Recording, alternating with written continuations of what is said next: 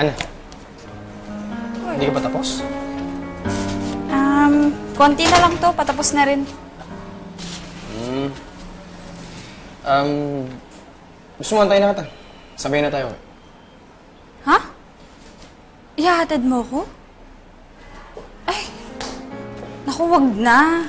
Kakahiya naman. Hindi ko naman sinabing ihahatid kita eh. Ang sabi ko, sabay tayong uuwi. Pero, sige, gusto mo bang hatid kita? Di ko alam ano ba to. Pagkain dun, dali.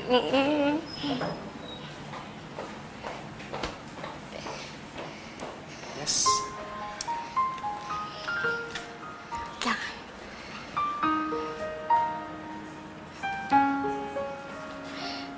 Johnny. Sandali. Bakit? Kasi... yung wedding funds natin nagastos ko. Ano? Kasi may dumating na demand letter sa bahay.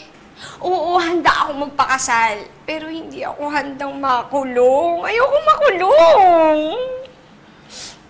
So, hindi matutuloy yung kasal natin?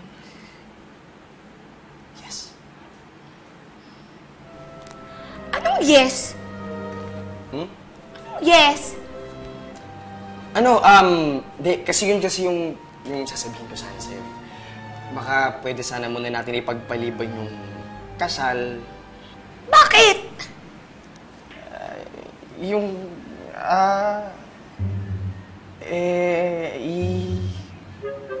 Oo. Utal! Kailan ka pa naging utal? Ngayon. Hindi, kasi ang gusto ko lang kasing sabihin, nagkakaroon na kasi ako ng feelings for someone else.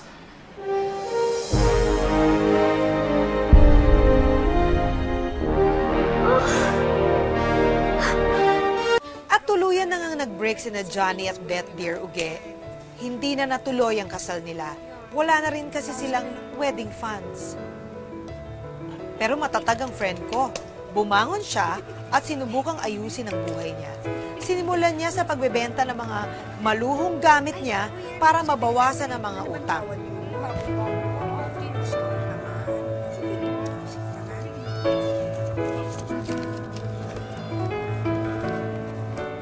Fighter talaga ang friend ko. Kahit saang sitwasyon mo ilagay, namumukadkad. Pero ilang buwan na rin ang lumilipas at hindi pa rin kami nag-uusap ni Beth. Nag-iwasan kasi kami sa opisina mula nang aminin ni Johnny na may feelings siya para sa akin.